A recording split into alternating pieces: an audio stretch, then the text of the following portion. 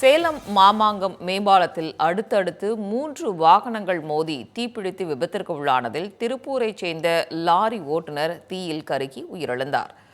இதுகுறித்த கூடுதல் தகவல்களை நமது செய்தியாளர் கண்ணன் வழங்க கேட்கலாம். கண்ணன், வணக்கம். தற்பொழுது அடுத்தடுத்து வாகனங்கள் மோதி தீப்பிடித்து எரிந்திருக்கிறது. இந்த லாரியில் ஓட்டுநர் இந்த விபத்தில் சிக்கி உயிரிழந்திருப்பதாகவும் தகவலானது கிடைக்கப்பட்டிருக்கிறது. இந்த விபத்து நிகழ்ந்ததற்கான காரணம் என்ன, மற்றவர்களின் நிலை என்ன என்பது தொடர்பான முழு விவரங்கள் கண்ணன். வணக்கம் சங்கீதா. பெங்களூரில் இருந்து மதுரை நோக்கி லாரியில் ஒன்று சென்று கொண்டிருந்தது. இந்த லாரி இரவு 10 மணிக்கு பெங்களூர் தேசிய நெடுஞ்சாலையில், அதாவது மாமாங்கம் மேம்பாலத்தில் வந்தபோது லாரியில் டீசல் தீர்ந்து விட்டது. இதனால் லாரியை ஓரமாக நிறுத்திவிட்டு டிரைவர் டீசல் நிரப்பும் பணியில் ஈடுபட்டார். அருகில் இருந்த பெட்ரோல் பங்கில் இருந்து 10 லிட்டர் டீசல் வாங்கி வந்து அதில் நிரப்பும் பணியில் ஈடுபட்டுக் கொண்டிருந்தார்.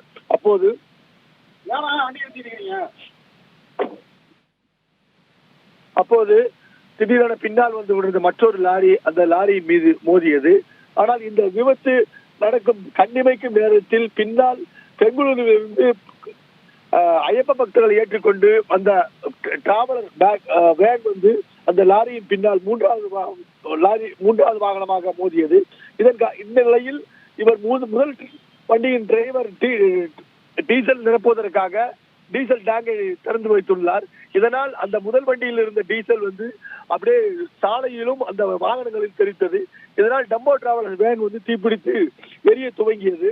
இதனை சுதாரித்துக் கொண்ட அந்த டம்போ டிரைவர் வாகனத்தை பின்னால் மோதி நின்ற நிலையில் வாகனத்தை பின்னால் எடுத்துக்கொண்டு நிறுத்திவிட்டு அதிலிருந்து ஐயப்ப பக்தர்களை 16 பேரை அவசர கதியில் கீழே இறக்கினார். இதனால் அந்த ஐயப்ப பக்தர்கள் வந்த வாகனத்தில் இருந்த அனைவரும் தப்பினர். அதே நேரத்தில் நெய் லோடுடன் வந்த லாரியின் டிரைவர் திருப்பூரை சேர்ந்த கோபி வாகனத்திலிருந்து இறங்க முடியாமல் தீயில் சிக்கிக் கொண்டார். இதனால் டம்போ டிராவலர் தீப்பிடித்து எரிந்த நிலையில் அருகில் யாரும் அந்த லாரி டிரைவரை மீட்க முடியவில்லை. இது குறித்து தகவல் அந்த பகுதி மக்கள் மற்றும் பிற வாகன ஓட்டிகள் சூரமங்கலம் போலீசார் மற்றும் தீயணைப்பினர் இதுக்கு தகவல் அளித்தனர். அதன் மேல் விரைந்து வந்த தீயணைப்பு வீரர்கள் தீயை பரவ விடாமல் தடுத்தனர். இருந்த போதிலும் நெடுஞ்சாலையில் வாகனம் குறைவிட்டுக் கொண்டு எரிந்து கொண்டிருந்தது.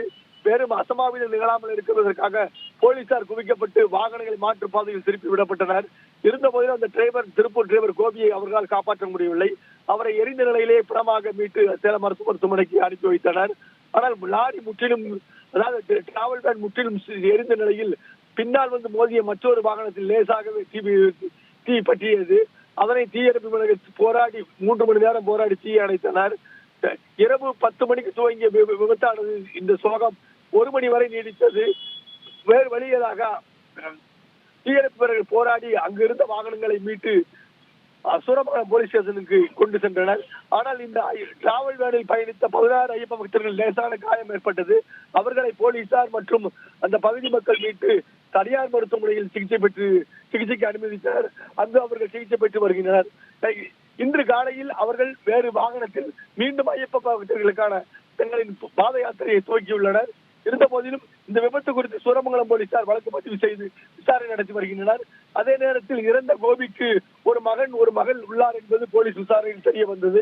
இந்த விபத்துக்கு காரணம் முதல் வண்டியின் டிரைவர் டீசல் இல்லாமல் வண்டியை நிறுத்திவிட்டு டீசல் டேங்கை திறந்து வைத்ததால் வண்டி மோதிய நிலையில் அதிலிருந்த டீசல்கள் சாலையிலும் மற்றும் வாகனங்களிலும் தெரித்து அதனால்தான் தீ விபத்து ஏற்பட்டது என்பது போலீஸ் விசாரணையில் தெரிய வந்துள்ளதாக போலீசார் தெரிவித்தனர். சங்கீதா, முழு விவரங்களையும் தந்தமைக்கு நன்றி கண்ணன்.